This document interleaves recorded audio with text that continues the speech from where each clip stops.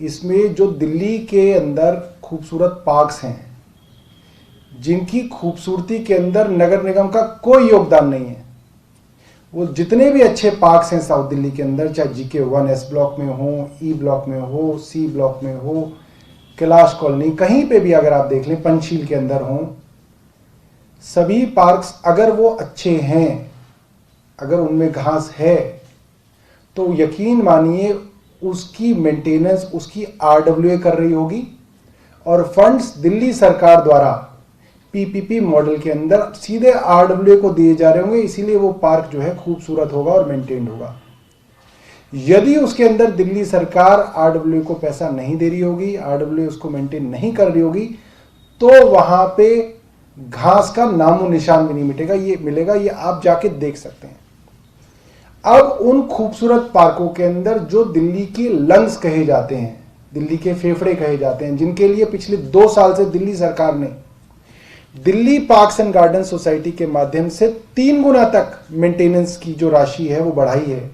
हम एक पार्क के लिए, मुझे बताया गया GK1 एस ब्लॉक के अंदर 4-4 लाख रुपए सालाना दिल्ली सरकार RWA को दे रही है, ताकि पार्क में माली की व्यवस्था की जा सके, खाद की व्यवस्था की जा सके। उन पार्कों के अंदर अब MCD चाहती है कि दूध, परचून, फल, सब्जियों की दुकानें लगें, और दुकानें भी इतनी अद्भुत कि दुकान बनाने की जिम्मेदारी भी उस दुकानदार की है। ये 7 साल के लिए ठेका दे देंगे उसको कि तुम ही अपनी दुकान बना लो और तुम अपनी 7 साल तक यहां दुकान चलाओ। वो दुकान बनेगी, किस साइज की बनेगी ये कौन देखेगा? उसको बनने के बाद उसका साइज वो अपने आप बढ़ा लेगा, वो कौन देखेगा? किसको लाइसेंस MCD ने दिया है, कौन पार्षद के दोस्त आके बैठेंगे, वो कौन देखेगा? एक लाइसेंस दिया है, आपने 5 दिए, वो कौन देखेगा?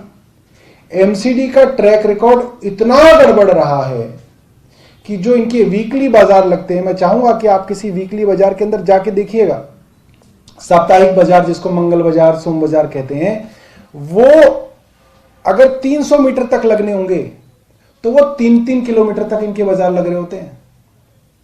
क्योंकि कहने के लिए साप्ताहिक बाजार इतने एरिया में लगना है, मगर वो अपने आप फैलना शुरू हो जाता है भ्रष्टाचार, क्योंकि बाकियों से इनके जो पार्षद हैं और जो इनके जो MCD के जो अफसर हैं वो पैसा लेते हैं, पैसे की उगाही करते हैं। कहने के लिए उसका एक साइज होता है कि एक वीकली बाजार में इतने साइज की दुकान लग सकती है, मगर वो उससे 3 गुना 4 गुना तक साइज के अंदर उनके कियोस्क लगते हैं। और सबसे बड़ी बात यह है कि 3 दिन से RWAs अखबारों के अंदर बयान देके पूछ रही है MCD से कि ये सुंदर आइडिया आपको दिया किसने? किसी RWA ने आपसे कहा, किसी रेजिडेंट्स की ऑर्गेनाइजेशन ने आपसे कहा, आपको ये आइडिया आया कहां से? क्योंकि RWAs ने कभी नहीं मांगा कि उनके पार्क्स के अंदर दुकानें बना दें। दिल्ली के अंदर दूध की, ब्रेड की व्यवस्था के लिए DMS के बूथ हैं, मदर डेयरी के बूथ हैं, और दुनिया जहान की दुकानें हैं हर मार्केट के अंदर।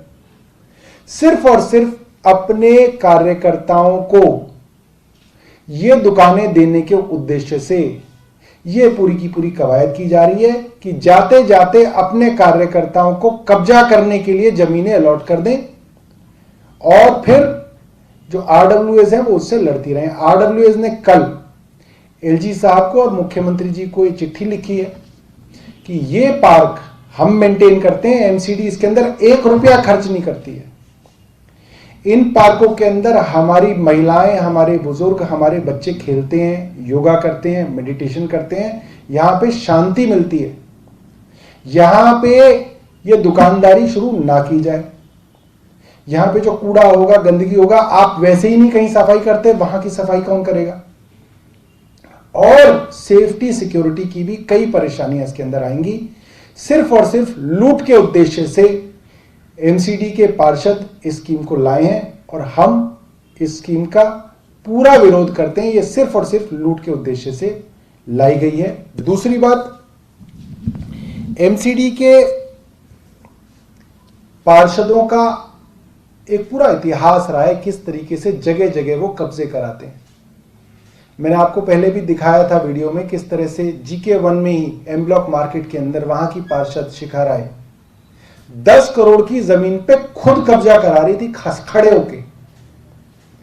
तो जब ये मार्केट्स के अंदर खुल्लम खुल्ला कब्जे करा सकते हैं, तो आप सोचिए दिल्ली के अंदर जो पॉश कॉलोनी के पार्कों में किस तरीके से कब्जों करने की लूटमार भाजपा के पार्षद करेंगे। इसलिए हम इसका पूरी तरह से विरोध करते हैं। धन्यवाद। कोई और अगर आपके पास सवाल है तो आप वो पूछ सकते हैं। देखिए, अमरिंदर सिंह जो हैं कैप्टन साहब, ये बड़े इंटरेस्टिंग कैरेक्टर हैं, ये बड़े दिलचस्प पर्सनालिटी हैं, पात्र हैं। ये रहस्य समझ में नहीं आ रहा कि अमित शाह ने इनको क्यों बुलाया और ये क्यों आए थे। ये बताने आ रहे थे कि इसको सुलझा लो, ये बहुत जरूरी है, और किसानों को भी उपदेश दे रहे हैं कि भाई इसको सुलझा लो, ये बहुत जरूरी है। इसमें तो कुछ गड़बड़ है। कुछ दिनों पहले अमरिंदर सिंह कह रहे थे कि मैं रिजाइन दे दूंगा अगर ये बिल वापस नहीं हुए, अगर ये कानून वापस नहीं हुए तो मैं इस्तीफा दे दूंगा, ये इन्होंने कहा। उसके 3 दिन बाद इनके बेटे के पास ईडी के छापे पड़ने लगे, नोटिस आने लगे, और जो ईडी और इस तरीके की सारी संस्थाएं संभालते हैं अमित शाह जी, उनके पास अब ये एक मीटिंग के लिए आए जिसका कोई एजेंडा नहीं था, जिसका कोई निष्कर्ष नहीं निकला। और उस मीटिंग से निकलने के बाद ये किसानों को उपदेश दे रहे हैं कि भाई इसको जल्दी से निपटा लो। इन्होंने केंद्र सरकार के बारे में ये नहीं कहा कि इसके अंदर क्या करना है, सीधी सीधी मांगे। इनको केंद्र सरकार से कहना है कि 3 कानून जो हैं ये वापस लिए जाएं और मिनिमम सपोर्ट प्राइस को सरकार कानूनी जामा पहनाए। यही 2 मांगे हैं। इन्होंने मीटिंग से बाहर निकल के ये मांगे भी नहीं दोहराई।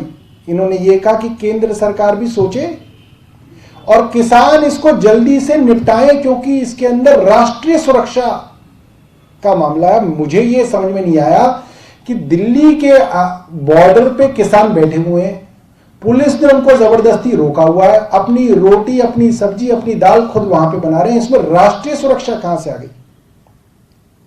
मैं याद दिलाना चाहूंगा 2017 के अंदर आपके जो रिपोर्टर्स पंजाब का इलेक्शन कवर कर रहे हों, उनसे आप जानिएगा कि भाजपा और आरएसएस का पूरा कैडर चुनाव से 1 रात पहले कांग्रेस के लिए वोट मांग रहा था। ये ऑन रिकॉर्ड है, आप पता कर लीजिएगा। तो कांग्रेस की सरकार पंजाब के अंदर आरएसएस ने बनवाई, ये बात वहां पे स्थापित है। और अब भी कैप्टन साहब वहां पे भाजपा का एजेंडा लागू करने के लिए बैठे हुए हैं। उनको किसानों से कोई लेना देना नहीं है, वरना वो सोफे पे बैठ के चाय पीने की मीटिंग करने के बजाय किसानों के साथ वहां बैठे होते उनकी ट्रैक्टर ट्रॉली के अंदर। मैं जानना चाहता हूं कि अमरिंदर सिंह टिकरी बॉर्डर पर क्यों नहीं गए, या वो जो दूसरा बॉर्डर हमारा है सिंगू बॉर्डर, वहां पे क्यों नहीं गए? उनको वो बॉर्डर नहीं दिखा? लाखों किसान, बुजुर्ग, बच्चे वहां पे बैठे उन्हें वो नहीं दिखे? वो पंजाब से आते हैं, अमित शाह जी से मिलते हैं और चले जाते हैं। कैसे जा सकते हैं बिना किसानों से मिले? उनको वहां पे किसानों के साथ बैठना चाहिए था।